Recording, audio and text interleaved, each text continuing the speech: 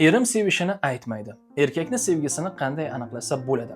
Erkak kishi ayolga o'xshab o'zini hissiyotlarini fikrlar orqali, so'zlar orqali aytib bera olmaydi.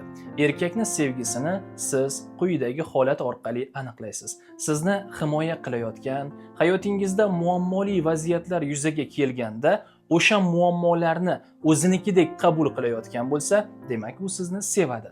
Yokida sizga vaqt ajratishi, sizni hurmat qilishi va siz bilan birgalikda uy ro'zg'or ishlarini qilishi erkakni sizga nisbatan befarq emasligini ko'rsatadi.